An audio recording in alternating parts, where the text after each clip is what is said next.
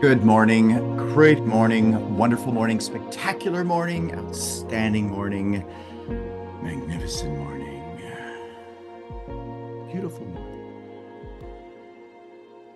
Again, the beautiful reminder that we get to choose.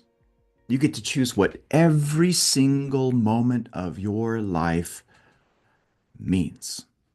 Somebody says, somebody does, what you've done, what's happening, all of it 100% fundamentally meaningless, and it's you, it's me, it's we that get to give meaning to all of those fundamentally meaningless things.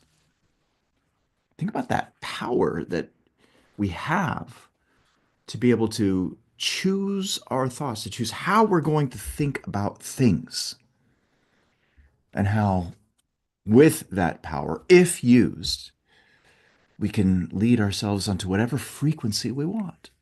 Frequency meaning feeling. Remember, feeling is the secret. Write that in your notes again right now.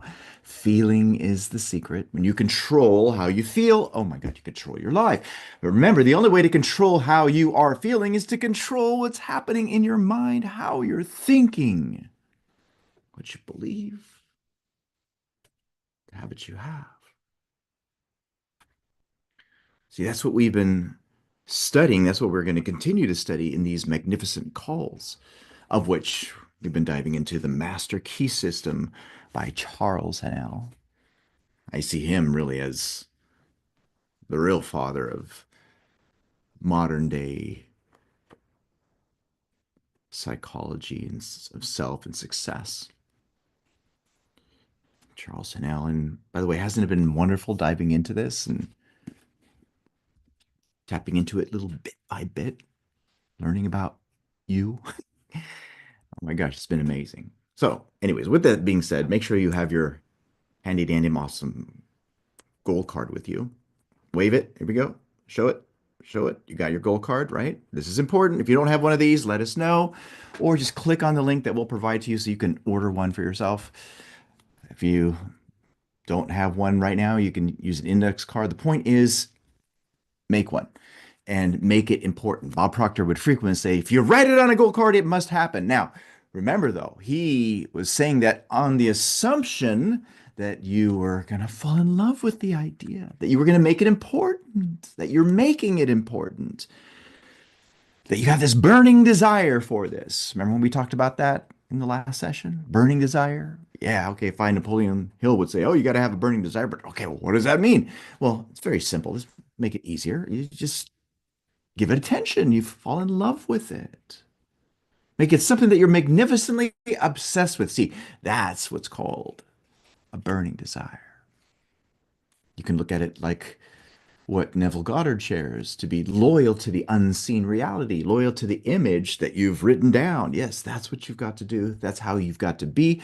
That's what's got to be happening in your mind if you want this to materialize in your outer world. And that's what we dive into. That's what we study. Remember, your outer world is a reflection of what's happening in your inner world.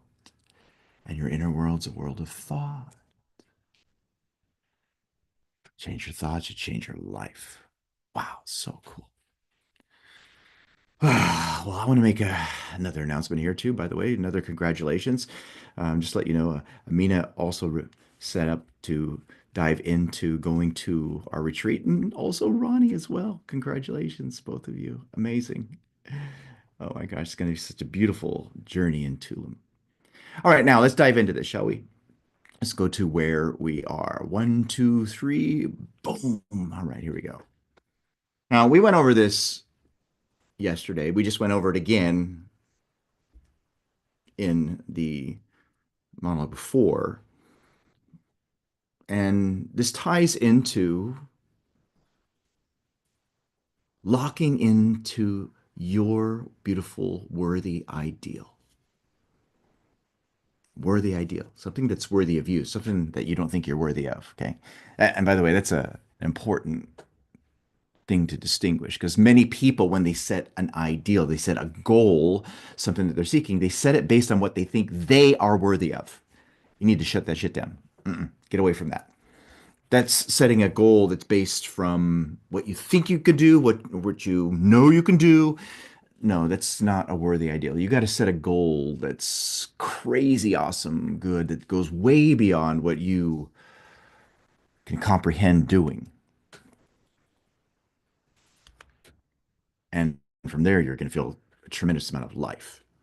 Now, let's go back into this. The principle which gives the thought the dynamic power to correlate with its object and therefore to master every adverse human condition or experience is the law of attraction, which is another name for love. Now, dive into this. I want you to get this. I'm repeating this on purpose because it's important. Love, it's a feeling. Remember how I had you write in, feeling is the secret? Feeling is the secret. Now, keep in mind, though, that that feeling, it can be positive or negative. With that being said, it leads to what's attracted to you. See, attraction, yes, it's a wonderful, beautiful, amazing law, but it's a secondary law and it's dependent on something else, and that is vibration.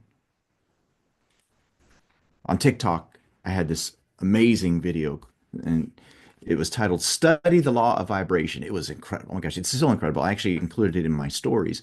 If you want to watch it, it's really, really great. It got like, oh my gosh, 500,000 views. It was really, really awesome.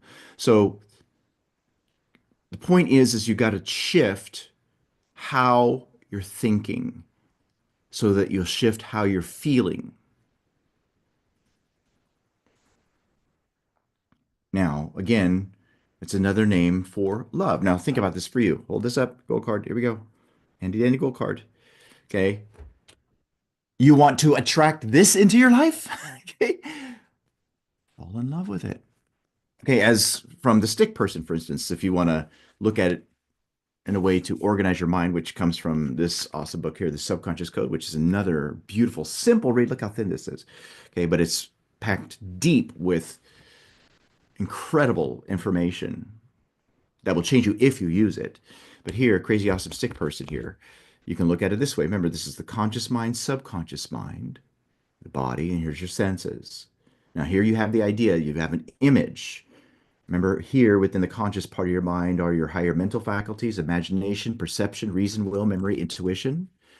Well, here you have the image, then you hold it. Whatever is held here automatically gets impressed here. See, when you hold it, you're giving attention to it, you're loving it. You're one with it. Now, what's ever here in the subconscious mind, of which goes there automatically when you hold it, your subconscious mind must accept. It doesn't have the ability to reject. It must accept. With that being said, if it's there, when it's there, it will then put you on a specific vibratory state, cause your body to woo, that kind of stuff, right? On a specific frequency, which then will bring to you things that are in harmony with this. Write this in your notes again. Like attracts like. Like attracts like. If you want this to come quick, fall in love with the idea. Don't let yourself wander. Don't be like a squirrel with squirrelitis where you have your focus and you're all over the place. No, stay singular, hold steady. When you hold steady, calm, trust in the laws that get enforced regardless of whether or not you're knowledgeable or ignorant of them. With that being said, you're knowledgeable of this, which is cause and effect, sowing, reaping. It's just a matter of time. So the law of attraction is another name for love. This is an eternal and fundamental principle inherent in all things, in every philosophy, in every system of philosophy, in every religion, and in every science. It's a principle. This means it gets enforced regardless. Remember, the law is no respecter of you. God is no respecter of you. The principles are no respecter of you. There's a statement in the Bible says something that. A respecter of you in terms of what the things about the things that are said by humans, they are foolishness to him. Why? Because it's thinking from the senses, thinking from the outside in. Remember, things are not created from the outside in, they're created from the inside out. By him were all things made. Without him was not anything made that was made. That's a reference to your imagination, not a reference to a God that's floating out there in a robe. It's a reference to your imagination. Look around you in the room you're in right now at the things that were made. All those things were made by him, and without him was not anything made that was made. All things were made by imagination. Without imagination was not anything made that was made. And you have one, and you get to use yours however you want to use it.